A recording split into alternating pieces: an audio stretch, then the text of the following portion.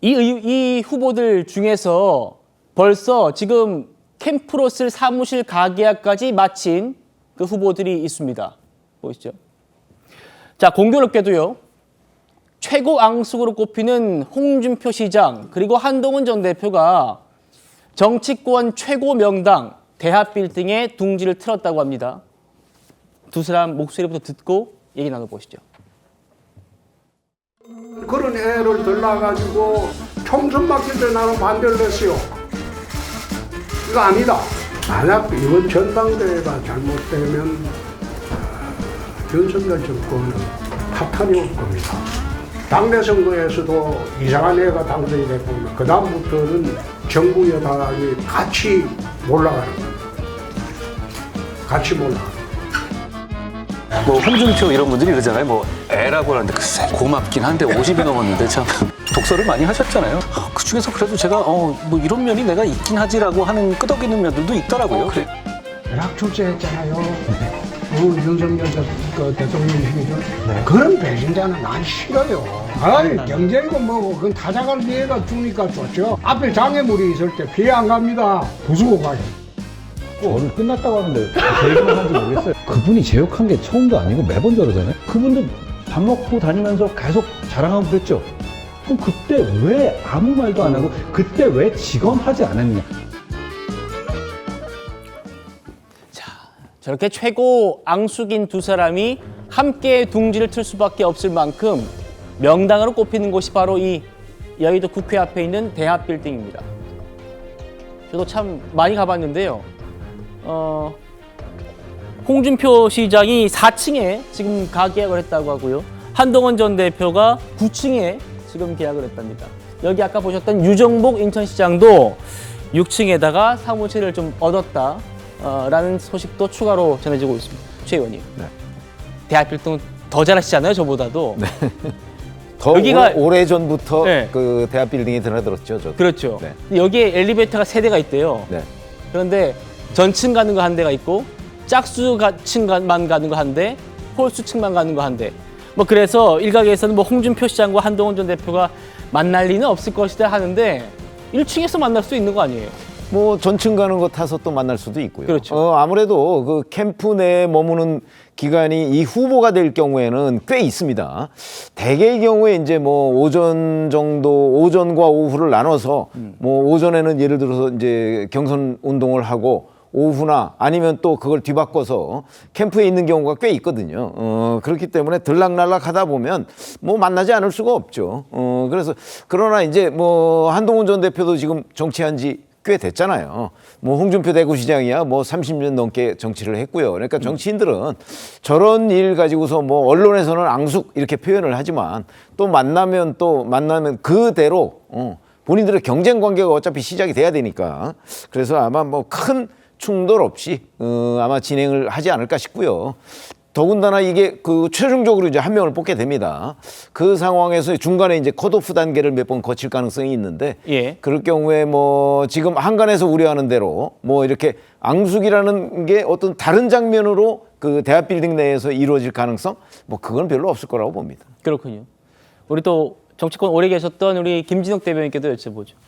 잠시 뒤에 또 다뤄보겠습니다만 이 대합빌딩에 민주계열 정당의 후보들도 많이 계셨습니다. 김대중 전 대통령도 마찬가지고. 자, 그런데 공교롭죠? 가장 먼저 지금 사무실을 차린 계약을 한 두 사람이 이렇게 앙숙 관계인데, 물론 이제 뭐 층마다 또 주인이 다를 수 있습니다만, 보통 계약할 때, 여기 지금 뭐 홍준표 시장 계약한대요, 한동훈 전 대표 계약한대요, 이런 말 안 하나요? 글쎄 뭐 따져서 묻지 않는 한은 뭐 굳이 얘기해주지 않을 수도 있죠. 그러나 사실은 다 알 수밖에 없는 관계들이고 아마 알게 될 겁니다. 네. 그렇다고 해서 또 자리가 여의도에 아시는 것처럼 그렇게 또 선거 캠프를 꾸릴 만한 그 공실이 그렇게 많이 있지도 않아요. 그래서 그렇군요. 몇 군데 없는 중에서 그 선택을 해야 되다 보니까 거의 대부분이 올망졸망하게 그 근처에 모일 수밖에 없는데 이제 문제는 이런 것 같습니다. 저 두 분이 같은 건물을 쓰는 것이 문제가 아니고 이제 대표적인 탄핵에 찬성하는 분과 탄핵에 반대하는 이 완전히 양 진영을 극단에 서 있는 사람 아닙니까? 제가 볼 때는 이번에 국민의힘에서는 두 개의 강을 건너야 돼요. 하나는 탄핵의 강을 건너야 되는 것이고요. 또 하나는 윤심의 강을 건너야 됩니다. 예. 그런데 지금 이 두 개의 강을 어떻게 건너갈 것인가, 어느 배를 타고 건너갈 것인가 하는 부분을 가지고 양쪽이, 특히 홍준표, 한동훈 이 두 분은 그 적대적인 관계에 이를 정도로 양 극단에서 경쟁을 해야 되는 상황이기 때문에 그 과정을 지켜보는 모습이 매우 흥미롭다, 이런 생각이 좀 듭니다. 알겠습니다. 자, 여의도 대하 빌딩이 도대체 어떤 곳이길래 그 앙숙 관계인 두 사람도 이렇게 둥지를 틀었는가 보면요. 김대중 전 대통령이 후보 때 여기에 캠프를 차렸고 당선됐고요. 이명박 전 대통령은 뭐 본인의 직접 캠프는 아닙니다만 외곽 조직의 사무실을 두었고 당선됐습니다. 박근혜 전 대통령도 이곳에 캠프를 차렸고요. 윤석열 전 대통령도 대하 빌딩에 차렸고 당선이 됐습니다. 설정훈 변호사님. 네.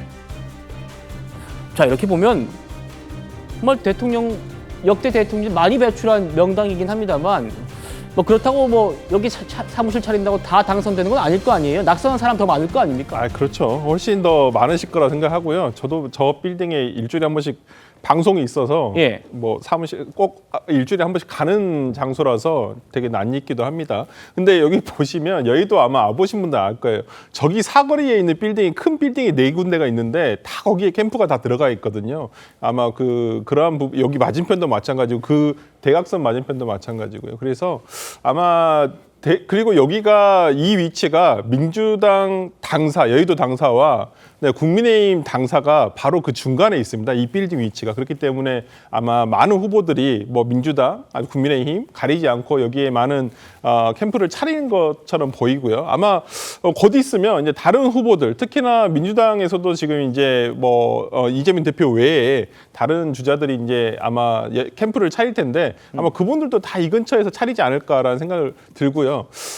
한동훈 대표나 뭐 1층에서 이제 여기 관계자들이 굉장히 많이 모일 거예요. 그러면 네. 이 캠프 관계자들이라든지 같은 당이면 아무래도 오가면서 많이 만나기도 하고 그런 부분이 있기 때문에 뭐 그러니까 일반적인 대선보다는 굉장히 짧은 기간이지만은 그래도 상당히 사람들이 많이 붐비면서 또 다이내믹한 어떠한 또 장면들이 있지 않을까. 기자분들이 1층에서 아마 대기를 하지 않을까라는 생각을 해봅니다. 예.